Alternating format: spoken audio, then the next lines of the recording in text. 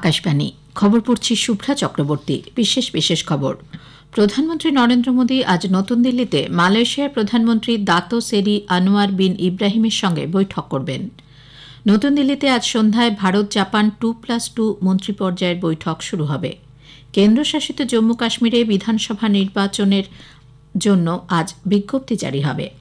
কলকাতার আরজিকর হাসপাতালে চিকিৎসক পড়ুয়ার ধর্ষণ ও খুনের ঘটনায় শতপ্রণোদিত মামলার সুপ্রিম কোর্টে আজ শুনানি। প্রধানমন্ত্রী আগামী 28 তারিখ থেকে শুরু হতে চলা প্যারিস আর প্যারালিম্পিক্সে যোগদানকারী ভারতীয় দলের সঙ্গে কথা বলেছেন। আসছে বিস্তারিত খবরে। প্রধানমন্ত্রী নরেন্দ্র মোদী আজ নতুন দিল্লিতে মালয়েশিয়ার প্রধানমন্ত্রী দাতো সেরি আনোয়ার বিন ইব্রাহিমের সঙ্গে বৈঠক করবেন। কথাবার্তার পর দুদেশের মধ্যে একাধিক চুক্তি স্বাক্ষরিত হতে পারে বলে মনে করা হচ্ছে। প্রধানমন্ত্রী মোদী তাঁর সম্মানে আজ মধ্যাহ্নভোজনের আয়োজন করেছেন। এরপর শ্রী ইব্রাহিম রাষ্ট্রপতি ভবনে গিয়ে রাষ্ট্রপতি দ্রৌপদী মুর্মুর সঙ্গে সাক্ষাৎ করবেন। বিদেশমন্ত্রী ড এস জয়শঙ্কর মালয়েশিয়ার প্রধানমন্ত্রীর সঙ্গে এরপরে মিলিত হবেন। গতরাতেই 3 দিনের সফরে শ্রী ইব্রাহিম নতুন দিল্লিতে এসে পৌঁছন। জলশক্তি ও রেল দপ্তরের প্রতিমন্ত্রী ভি সোমান্না তাঁকে বিমানবন্দরে স্বাগত জানান। এটি মালয়েশিয়ার প্রধানমন্ত্রীর প্রথম ভারত সফর।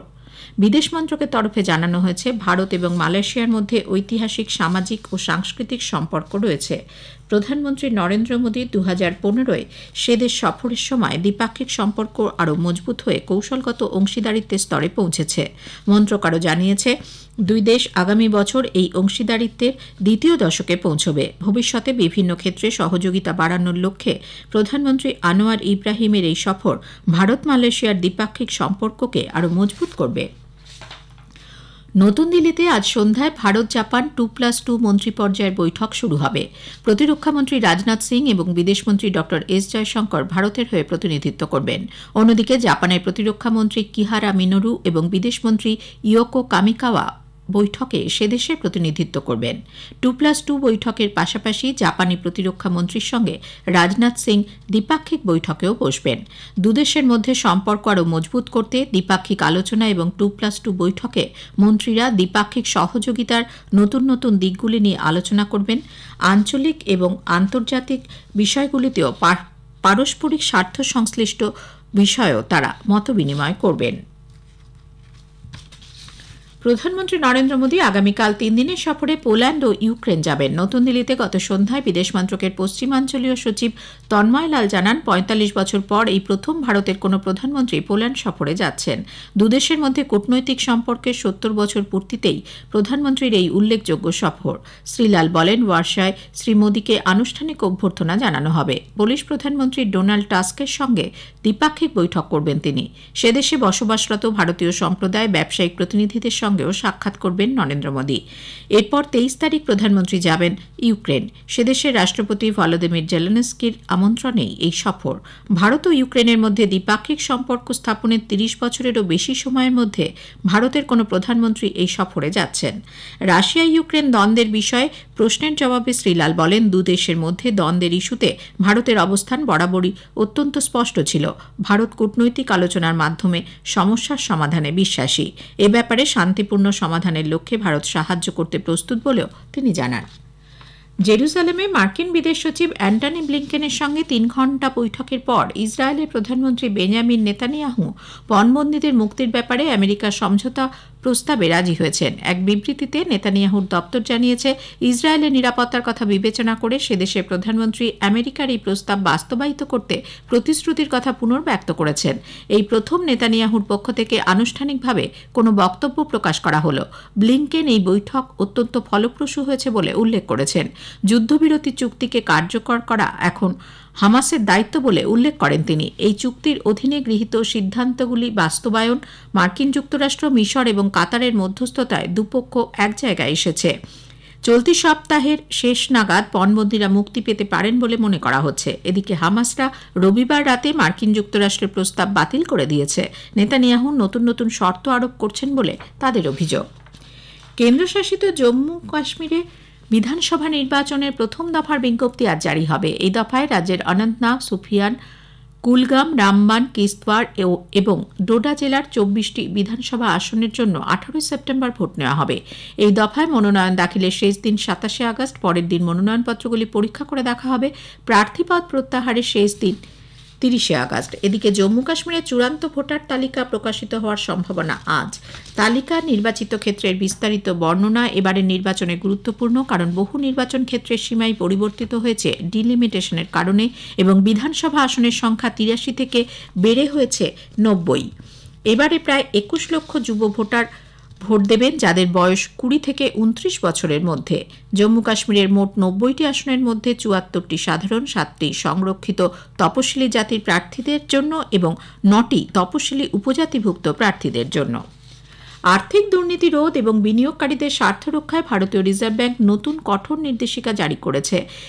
সঙ্গে সঙ্গে জারি হওয়া এই নির্দেশিকায় ঋণ সংক্রান্ত ঝুঁকির বিষয়, ঋণের পরিমাণ বাড়ানো অথবা গ্যারান্টির ক্ষেত্রে P2P প্ল্যাটফর্ম বন্ধ করা হয়েছে। এর ফলে ঋণদানকারী আসল, সুদ অথবা উভয় দিকের লেনদেনের সমস্ত ক্ষতি বহন করবে। এই প্ল্যাটফর্ম মূলত ঋণদাতা এবং গ্রহীতার মধ্যে সরাসরি সম্পর্ক স্থাপন করে। এর পাশাপাশি নতুন নির্দেশিকা পাঠানোয় বিমা সংক্রান্ত বিষয়ে ঋণের পরিমাণ বাড়ানো অথবা গ্যারান্টির ক্ষেত্রেও এই প্ল্যাটফর্মে প্রবেশ নিষিদ্ধ করা হয়েছে। এই খবর প্রচারিত হচ্ছে আকাশবাণী থেকে। পশ্চিমবঙ্গের কলকাতায় আরজিকর মেডিকেল কলেজ হাসপাতালে চিকিৎসক পড়ুয়ার ধর্ষণ ও খুনের ঘটনায়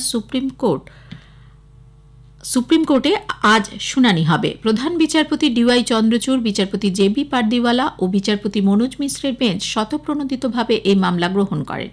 পশ্চিমবঙ্গের কলকাতায় আরজিকর মেডিকেল কলেজ হাসপাতালের এই ঘটনা সারা দেশের ডাক্তার সমাজকে নাড়িয়ে দিয়েছে।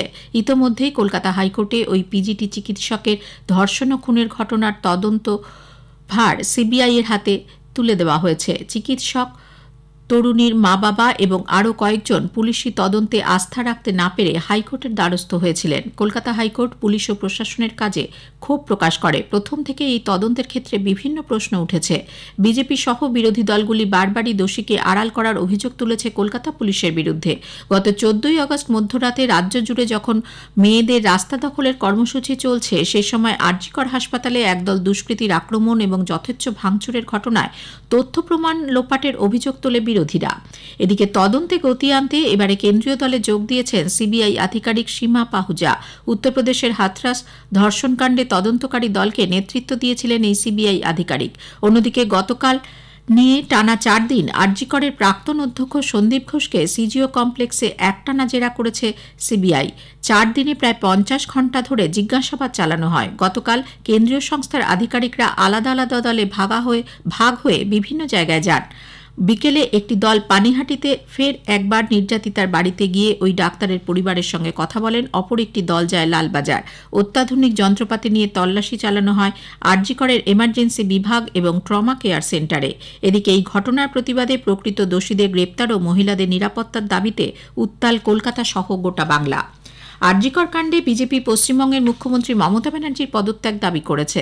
নতুন দিল্লিতে গতকাল এক সাংবাদিক বৈঠকে দলের মুখপাত্র গৌরব ভাটিয়া অভিযোগ করেন, মমতা ব্যানার্জির কাজকর্মে নারীর মর্যাদা ভুলুণ্ঠিত, রাজ্যের আইন শৃঙ্খলা বিঘ্নিত হচ্ছে। দোষীদের মৃত্যুদণ্ড নিশ্চিত করতে যে প্রমাণের দরকার ছিল তা মুখ্যমন্ত্রীর উদ্যোগেই নষ্ট হয়েছে বলে তাঁর অভিযোগ।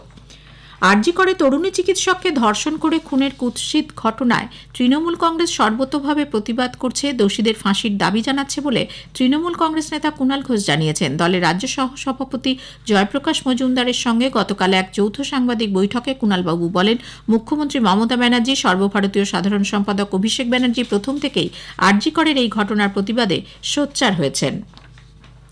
আরজিকর কাণ্ডের পর কেন্দ্রীয় সরকারি হাসপাতালগুলিতে নিরাপত্তা কর্মী মোতায়েন 25% বাড়ছে। সরকারি সূত্রে জানা গেছে, সাধারণ নিরাপত্তার পাশাপাশি হাসপাতাল কর্তৃপক্ষ চাইলে মার্শালও নিয়োগ করা যাবে। ভারতীয় আবহাওয়া দপ্তর IMD উত্তর পশ্চিম, পশ্চিম, পূর্ব এবং মধ্য ভারতের বিভিন্ন অংশে আগামী 4 দিন ভারী বৃষ্টির পূর্বাভাস দিয়েছে। দক্ষিণ উপকূলীয় অঞ্চলে আগামীকাল পর্যন্ত ভারী বর্ষণ হবে বলেও জানানো হয়েছে।